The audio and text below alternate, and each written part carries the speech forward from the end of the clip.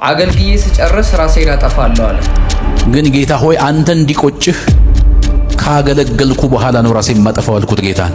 ትራፊኩ ይቀጣናል ብለው ሲያስቡ ወንጌል ሰበካቸው።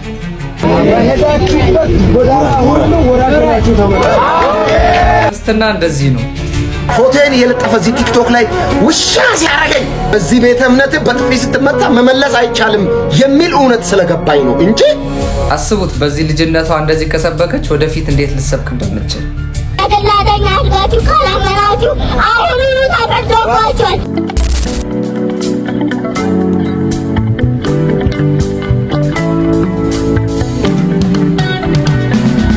ሰላም ሰላም፣ እንዴት ናችሁ? ባሲ ነኝ። ዛሬም በሌላ ቪዲዮ ወደ እናንተ መጥቻለሁ። ቆንጆ ቪዲዮችን ነው ይዤላችሁ የመጣሁት። ከኔ ጋር አብራችሁ እየተከታተላችሁኝ ደስ እያላችሁ እንደሆነ እንዳውቅ ሀሳብ አስተያየታችሁን ኮመንት ላይ ጻፉልኝ። ወደ ዛሬው ቪዲዮአችን እንሂድ። በብዙ ምሬት ውስጥ አልፌ ጌታን እንዲያልኩት የሆነ አገልግሎት በነበረኝ ቀን ከብዙ ዓመታት በፊት ነው። ራሴን ለማጥፋት ወስኛለሁ። ግን ጌታ ሆይ አንተ እንዲቆጭህ ካገለገልኩ በኋላ ነው ራሴን ማጠፋው አልኩት ጌታን። ይቆጭህ፣ እኔ ታማኝ ነኝ፣ አገልግሎቴን አልሰርዝም። ካገልግሎቱ በኋላ ግን ራሴን አጠፋለሁ አልኩት። ያለሁበትን ምሬት ማንም አያውቅም፣ ማልፈበትን ነገር ማንም አያውቅም። እኔ ታማኝ፣ ጌታ ያልታመነ ይመስል ለማን ትነግሩታላችሁ? አገልጋይ ስትሆኑ ሰው ጸልይልኝ ይላል እንጂ ልጸልይልህ ማን ይላል? እውነት ነው። ወደማገለግልበት ቸርች ልደርስ 200-300 ሜትር ነገር ሲቀረኝ የምትታወቅ አይምሮ የጎደላት ሴት እየሮጠች በመንገዴ ላይ መጣች እና መንገዴን ዘጋችብኝ። ትሽከረከረኛለች። እኔ ለራሴ መሮኛል። ጠላት ምኑን ላከብኝ ይላለሁ። ማንም አያውቅም ያለሁበትን። ሰው ሁሉ ግን እንዳገለግል ይጠብቃል።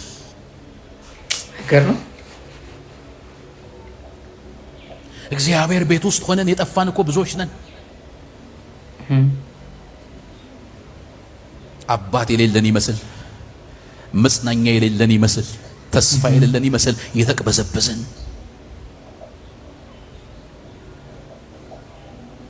እየዞረች እኔ በቃ እንደዚህ ይከላከላለሁ እንዳትነካኝ ገፈጠረችኝ። ይወድሃል እሺ አለችኝ በኢየሱስ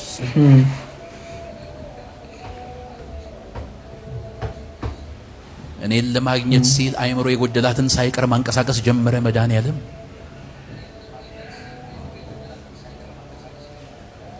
ይወድሃል። ዋው! ብን ብላ ካጠገቤ ጠፋች። ድንጋይ በኔ ላይ መወርወር ጀመረች። ምን ሆነች እቺ ሴትዮ ብዬ ስዞር የላይኛውን ነው እሺ አልኩ ብላኝ ሄደች። ያውቃል ያለሁበትን፣ ይገባዋል፣ ይራራልኛል። በዚህ ሴት እኮ ፈወሰኝ ጌታዬ። ለካስ ይወደኛል።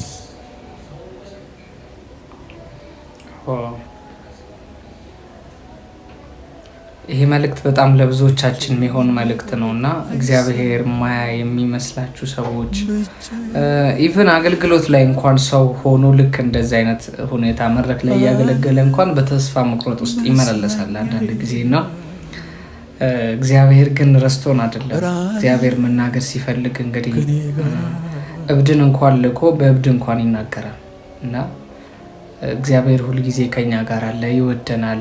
ዝም ቢል ራሱ ያለ ባይመስልም እንኳን ራሱ እግዚአብሔር ሁሉ ጊዜ አጠገባችን አለና አይዟችሁ በርቱ ልላችሁ እወዳለሁ። በዚህ አጋጣሚ ኢየሱስ ክርስቶስ ምንድነው ያለው?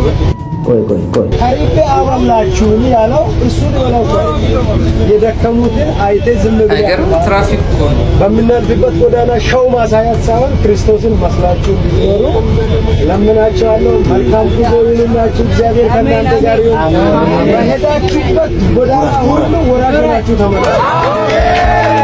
ኢየሱስ ወዳጄ እሰይ በቃ የክርስቶስ ፍቅር ሲገባ ልክ እንደዚህ ነው የምትሆነው። ጌታ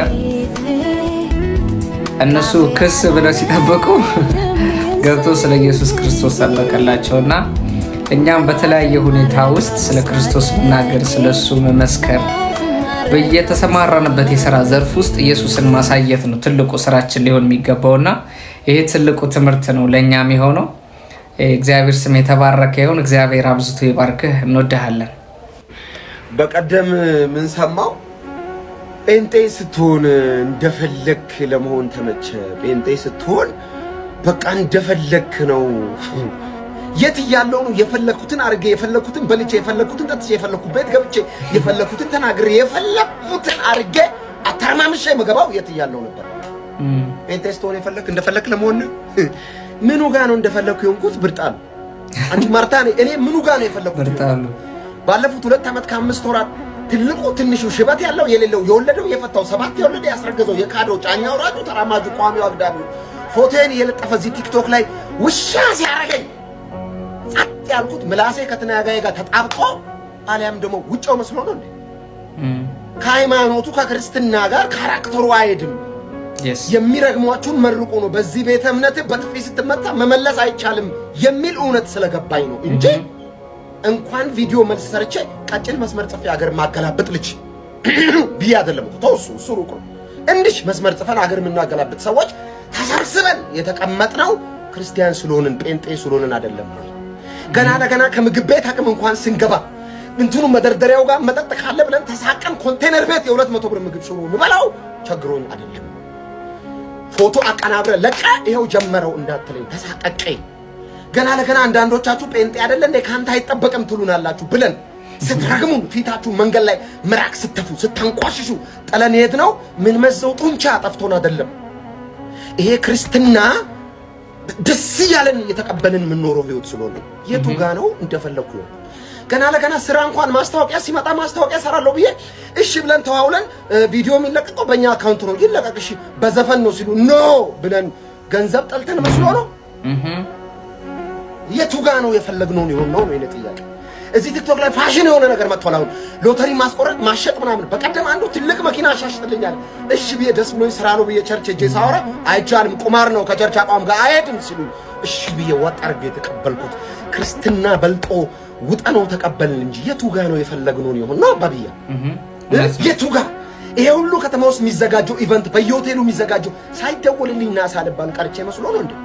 ከክርስትናዬ ጋር ይጋጫል። እዛ ቦታ ብገኝ የወንጌል ተቃራኒ እንቅስቃሴ ውስጥ ድንገት ዘው ብዬ እገባለሁ ብዬ ተሰብስቤ የተቀመጥኩት ክርስትናዬን ወድጀው ለዚህም የሚደረግ ሲሊ ነገር እግዚአብሔር ከምን እንዳዳነኝ ስለማቅ በተቻለኝ መጠን በጸጋው ጉልበት ተጠንቅቄ ለመኖር የምሞክረው ሰውዬ እንደፈለክ ምትለው እውነት ነው። በቃ ክርስትና ማለት ይሄ ነው። ጌታ የምር የእውነት ሲገባችሁ እንደዚህ ነው የምትሆኑት።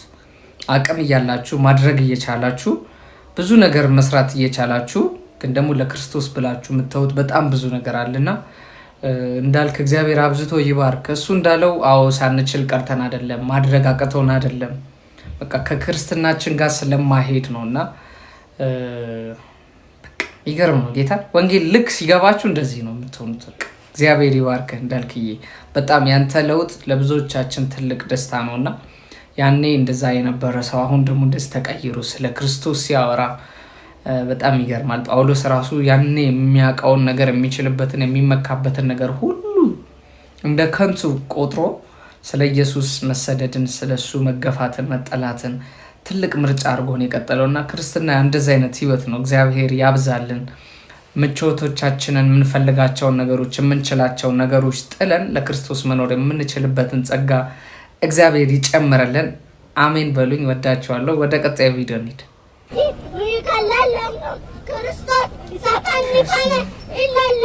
ወይኔ ትንሽ ልጅ ናት እኮ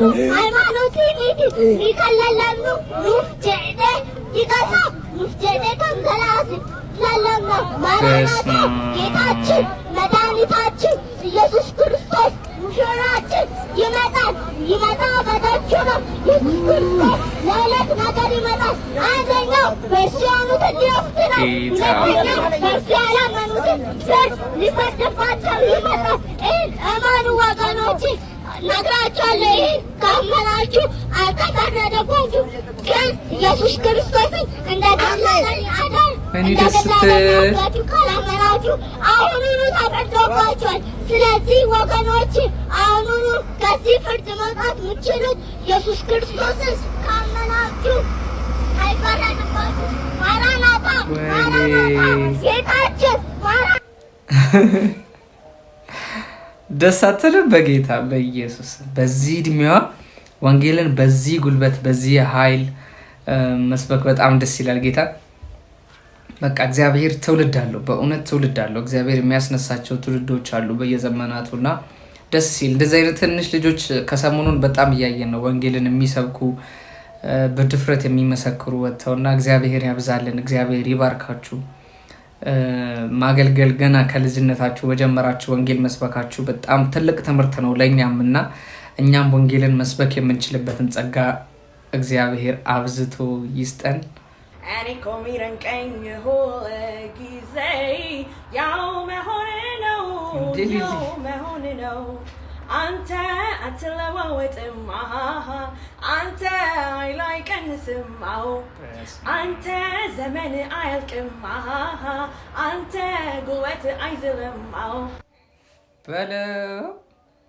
እቺማ ውጣት ነው፣ ሊሊን ውጣት ነው እንጂ ወይ መዝሙር ተከፍቶ ነው እንጂ በስማ ቁጭ ጌታን ይሄ አክሰንት የሊሊ የሆነ አላት ስዘመር የምታወጣው አክሰንት ቁጭ በስማ በቃ የወደፊቷ ሊሊ ብለንሻል። እግዚአብሔር ይባርክሽ። ጌታን የሚገርም ድምጿ በጣም ነው የሚያምረው።